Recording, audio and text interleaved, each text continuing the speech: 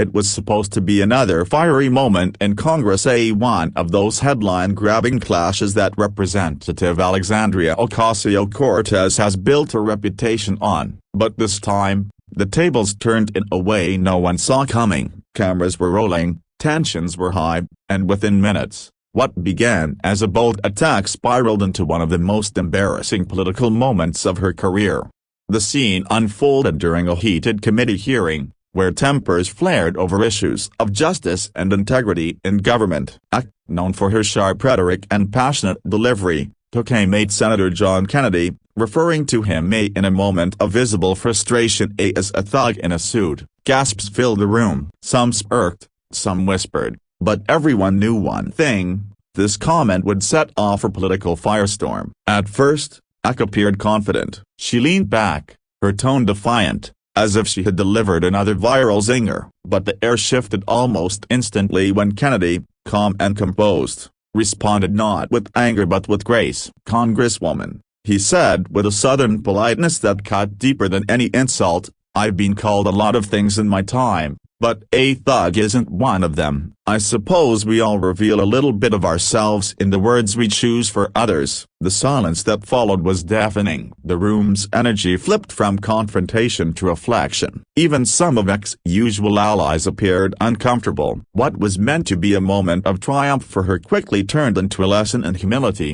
one captured by every camera in the room and replayed endlessly online.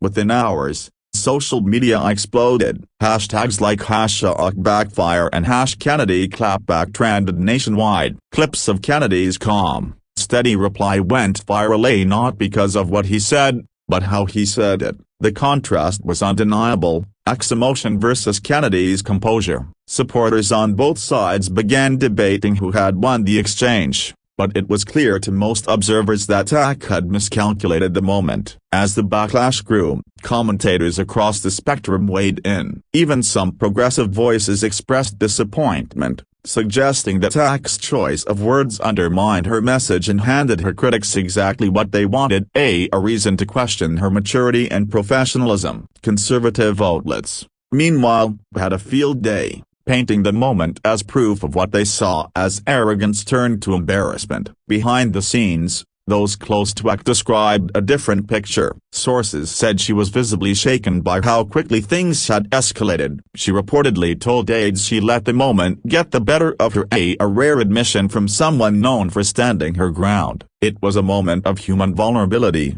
a reminder that even the most passionate voices can stumble under the weight of emotion. The following day, X released a statement attempting to clarify her remarks. She said her frustration stemmed from a long pattern of dismissive behavior in Congress and that her words were poorly chosen, but by then, the damage was done. Kennedy, meanwhile, took the high road once again, saying, "We all make mistakes. What matters is that we learn from them." That quote was replayed nearly as often as his original response, further cementing his image as the calm statesman who rose above the fray.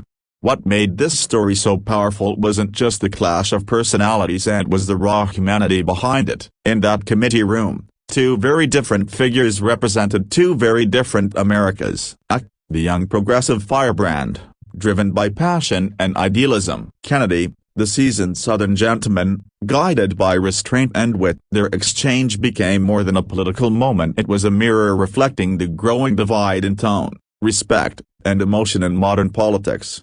And yet, in an unexpected twist, this embarrassing episode also sparked something positive. X supporters rallied around the idea of owning your mistakes, sharing clips of her apology and turning it into a conversation about accountability. For once, the internet didn't just mock, it reflected. People began to discuss how easy it is, in our era of instant outrage, to let anger speak louder than reason. By the end of the week, both X and Kennedy had appeared on separate interviews, each emphasizing the need for more understanding and less hostility. Though their words came from opposite sides of the aisle, the sentiment resonated deeply. Maybe, just maybe, this public embarrassment had carved out a moment of growth, not just for X, but for everyone watching. In the end, what began as humiliation turned into a hard but valuable lesson. Power isn't always in the loudest voice or the sharpest insult. Sometimes, It's in the ability to stay calm, stay kind,